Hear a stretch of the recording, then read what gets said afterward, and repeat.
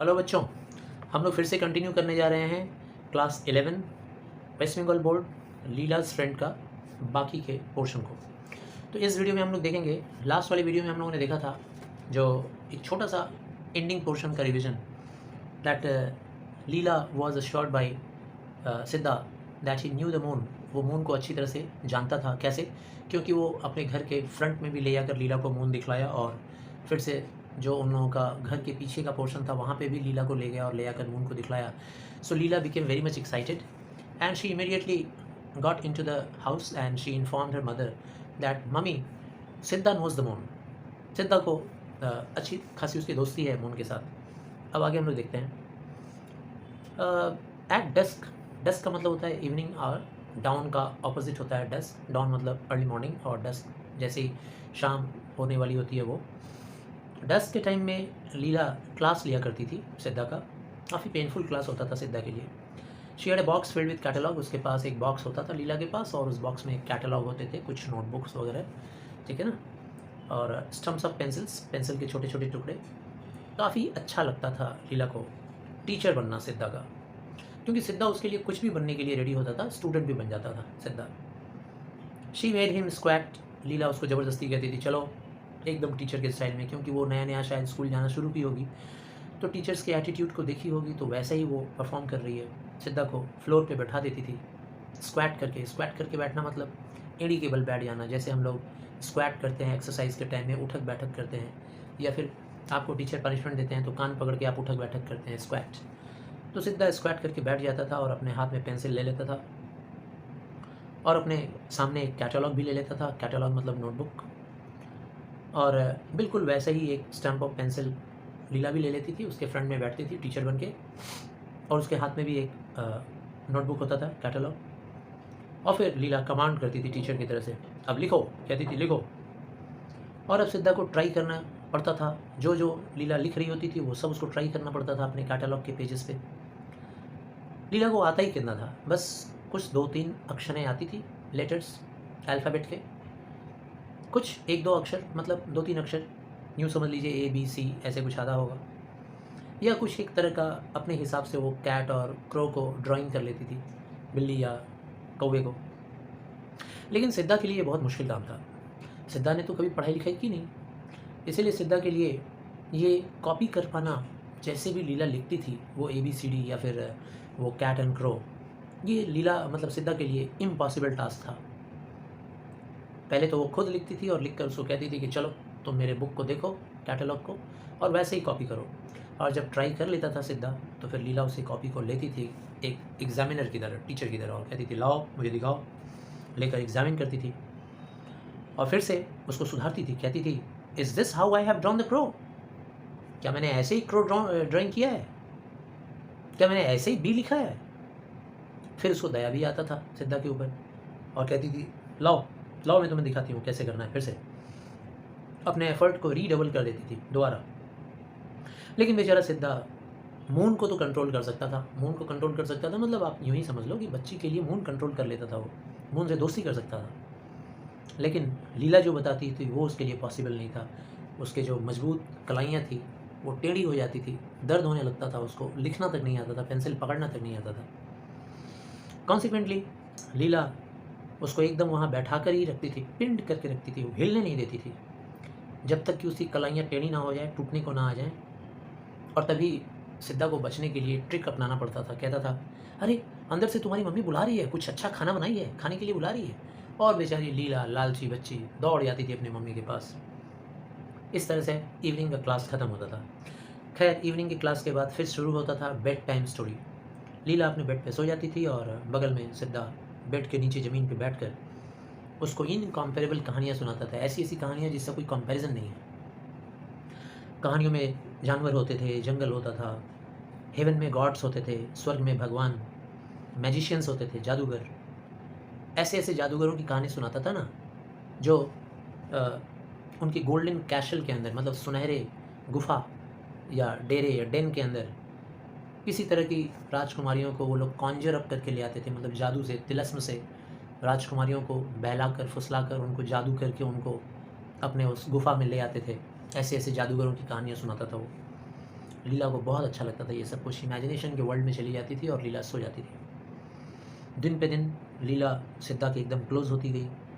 अब हर वक्त वो उसकी कंपनी में रहना चाहती थी। जब तक जागती थी तब तक उसकी कंपनी में रहना चाहती थी। अब तो गार्डन में रहता था तो गार्डन में लकड़ियाँ काटता था तो लकड़ियाँ काटते वक्त हर वक्त उसके साथ, यहाँ तक कि जब वो कुछ सामान लाने के लिए बाहर जाता था तो भी लीला उसके साथ चल देती थी। मम्मी पापा की कंपनी उसे अब अच्छी नहीं लगती थी। एक दिन तो लीला सिद्धा के साथ चीनी लाने के लिए बाजार गई और जब वहाँ से लौटी तो लीला के मदर ने नोटिस किया कि उसके गले में एक गोल्ड चेन था। वो गोल्ड चेन दिख नहीं रहा है। उसने पूछा, वेयर इज़ योर चेन? लीला ने, छोटी बच्ची है तो अपने पॉकेट का वगैरह देखा, चेक किया शर्ट का पॉकेट, और उसके बाद उसने कहा, आई डोंट नो, मुझे नहीं पता मम्मी। ये बात सुनते ही मम्मी नाराज़ हो जाती है और उसको एक थप्पड़ लगाती है और डांटती है कि मैंने कितनी बार तुमको बताया है कि चेन को निकाल दिया करो और निकाल कर बॉक्स में रख दिया करो। और उसके बाद फिर लीला के मदर का सीधा सीधा शक जाता है सिद्धा के ऊपर और वो बुलाती है उसको, सिद्धा सिद्धा।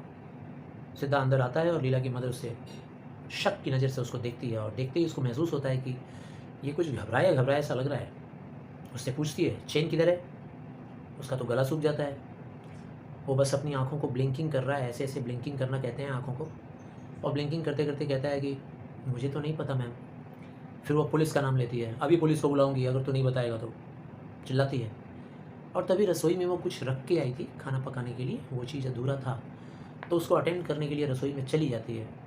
और उसके पीछे पीछे लीला भी वीनिंग करते हुए, मतलब रोते रोते सिसकियाँ भरते हुए, मम्मी कुछ खाने को दो ना, गिव मी सम शुगर, मुझे कुछ मीठा वगैरह दो ना खाने के लिए, कहते कहते वो भी अंदर चली जाती है। तो लीला और लीला की मदर दोनों रसोई में जाते हैं। सिद्धा इस बीच में मौका पाकर घर छोड़कर भाग जाता है। और जब लीला और उसकी मदर अंदर आती हैं तो लीलाज मदर पूछती है, देखती है चारों तरफ तो कहीं पे भी सिद्धा नहीं है। सिद्धा गायब हो चुका था। मिस्टर शिवशंकर 1 घंटे के बाद जब घर लौटते हैं तो उनको सारी बात बताती है लीलाज मदर, और मिस्टर शिवशंकर बहुत ही एक्साइटेड हो जाते हैं, गुस्से में आ जाते हैं और फिर सीधा पुलिस स्टेशन जाते हैं और जाकर वहाँ पर कंप्लेन लिखवाते हैं। इधर घर की तरफ आ जाओ, घर के सीन में क्या हो रहा होता है। तो लीला रिफ्यूज़ कर देती है कि मैं बिस्तर पे नहीं जाने वाली, मैं नहीं सोने वाली, जब तक सिद्धा नहीं आएगा मैं सोऊंगी नहीं। सिद्धा की तरह तुमने मुझे कहानी सुनाओ मम्मी, मैं नहीं सोऊंगी, मुझे तुम पसंद नहीं हो, जाओ मदर। तुम हमेशा ही सिद्धा को अब्यूज़ करती थी, गालियाँ देती थी, तो हमेशा उसको वरिंग करती थी, परेशान करती थी। यहाँ वरी का मतलब चिंता नहीं है, परेशान। तुम इतनी रफ क्यों हो मम्मी सिद्धा को लेकर? लेकिन उसकी मम्मी उसको समझाना चाह रही है कि बेटा, he has taken your chain, उसने तुम्हारा चेन ले लिया बेटा। कहती है, ले लेना दो उससे chain, it doesn't matter, tell me a story, कोई फ़र्क नहीं पड़ता मुझे, मेरा चेन ले गया तो चलो अब तुम मुझे कहानियाँ सुनाओ। लेकिन उसके मदर को ये पॉसिबल नहीं था कि वो कहानी सुना पाए। कहती है, सो जाओ बेटा, सो जाओ, स्लीप स्लीप। कोशिश कर रही है उसको अपने लैप में, अपने गोद में ज़बरदस्ती खींच कर सुलाने की, लेकिन वो कहे जा रही है, कह रही है, tell me a story mother. It was utterly impossible. उसके मदर के लिए एकदम इम्पॉसिबल बात था कि वो कैसे कहानी सुनाए उस वक्त, किस पर्टिकुलर फ्रेम ऑफ माइंड में वो उस वक्त थी। ऐसे फ्रेम ऑफ माइंड में पॉसिबल नहीं था उसके लिए कहानी सुना पाना। वो डिस्टर्ब थी, डरी हुई थी, वो काफ़ी पैनिकी हो गई थी, आतंकित हो गई थी, क्योंकि वो जानती थी कि जो फेलो मतलब सिद्धा की बात हो रही है, फेलो को, उस सिद्धा को घर के हर कोने कोने का नॉलेज है। कहाँ पे बॉक्स है, कहाँ पे गहने का डब्बा है, कहाँ पे पैसे का अलमारी है। कहीं ऐसा ना हो कि रात को आ जाए और मेरे हस्बैंड के एब्सेंस में आ जाए और घर में आकर लूटपाट मचा दे।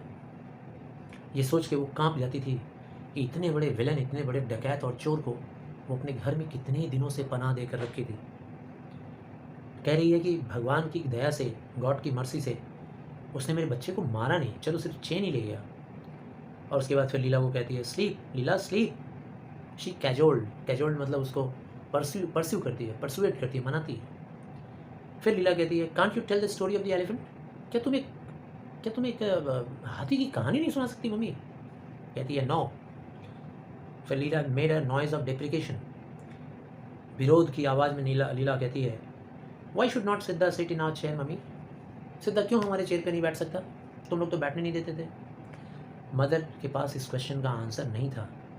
लीला फिर एक पल के बाद कहती है, जाओ सिद्धा चला गया।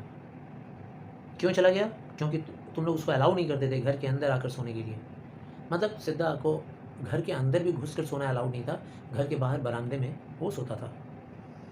क्यों उसको हमेशा तुम लोग घर के बाहर बरामदे में सुलाते थे? मुझे लगता है मम्मी कि सिद्धा नाराज़ हो गया। लेकिन थोड़ी देर बाद मिस्टर शिवशंकर पुलिस स्टेशन में कंप्लेन लॉन्च करने के बाद लौटते हैं। लीला तब तक सो चुकी होती है। वो आके कहते हैं अपनी वाइफ को, जानती हो what a risk we took in engaging that fellow. हम लोगों ने उस फेलो को एंगेज करना मतलब अपने घर में नौकर की तरह रख के बहुत बड़ी गलती की, बहुत बड़ा रिस्क हम लोगों ने लिया। वो बहुत ही पुराना क्रिमिनल है, शातिर अपराधी है। वो अब तक दर्जनों बार जेल जा चुका है।